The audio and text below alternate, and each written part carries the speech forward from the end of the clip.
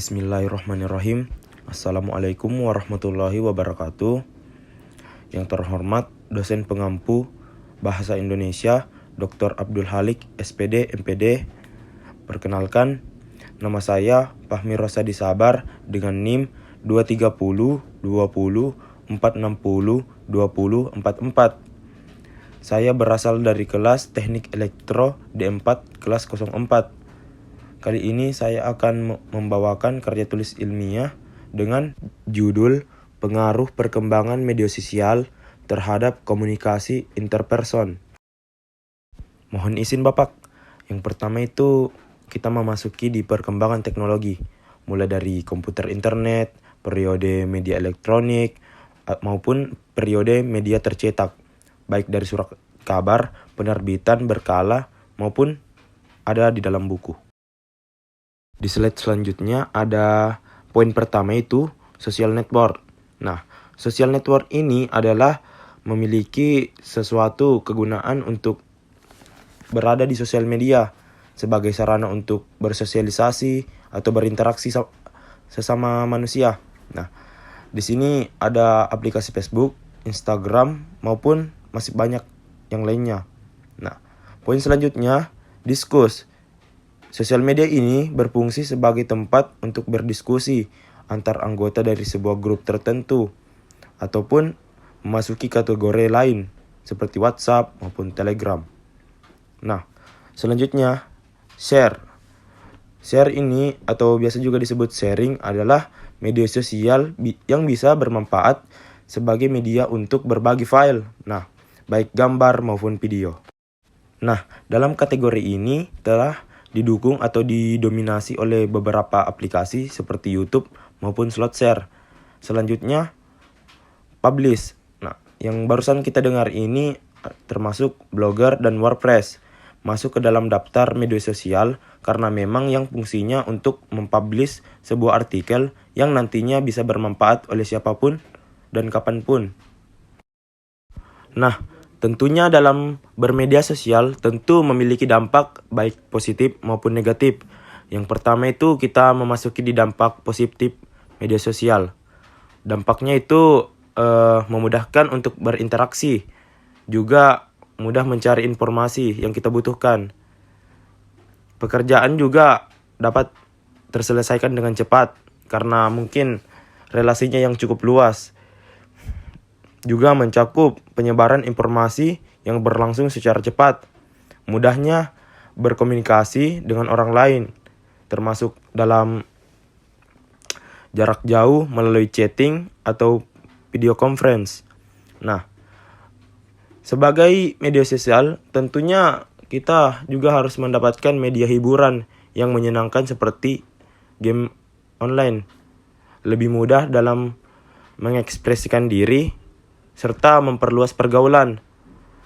Nah, dalam media sosial ini juga memiliki beberapa relasi yang memudahkan kita berbelanja dalam internet, serta memiliki akses internet yang dapat kita lakukan dengan mudah dan murah. Di balik dampak positifnya tadi, juga memiliki dampak negatif, yaitu seperti poin-poin berikut ini, menjauhkan orang-orang yang sudah dekat dan sebaliknya. Interaksi secara tatap muka cenderung menurun. Juga kemudahan pemakaian informasi untuk aksi terorisme. Nah, di sini juga banyak masyarakat yang melakukan media sosial ini untuk melakukan perjudian. Biasa disebut judi online. Adanya pembobolan rekening bank atau kartu kredit, serta meningkatkan individualisme dan kurangnya sosialisasi, rentan terhadap pengaruh buruk orang lain, serta adanya masalah privasi, menimbulkan konflik, radiasi alat teknologi yang membahayakan kesehatan, serta adanya penjiplakan atau pembajakan, serta kurangnya kreativitas dan mendorong anak menjadi malas. Juga maraknya penipuan dan penculikan melalui SMS, telepon, dan internet. Hidup juga akan semakin boros karena lebih mudah belanja lewat internet. Selanjutnya kita lihat dari games ini dan internet anak yang meniru kekerasan dari games dan internet, sehingga membuat anak untuk kecanduan games dan internet, serta mudahnya mengakses konten dewasa yang tidak baik tentunya bagi otak. Selanjutnya, teknologi makin canggih dan nyontek akan menjadi tradisi dalam satu sekolah maupun jenjang perkuliahan. Selanjutnya, yang kita tunggu-tunggu, kita memasuki materi komunikasi interpersonal. Tentu di antara teman-teman pasti ada yang bertanya, apa sih yang dimaksud dengan komunikasi interpersonal? Nah, komunikasi interpersonal adalah suatu komunikasi antara orang dengan orang lain secara tatap muka, yang dimana dapat memungkinkan setiap orang akan menangkap komunikasi yang kita sampaikan. Tentunya dengan reaksi orang lain secara langsung, baik dengan bahasa yang secara verbal maupun non-verbal. Nah, di dalam materi komunikasi interpersonal ini, tentunya kita lihat memiliki ciri-ciri yang banyak.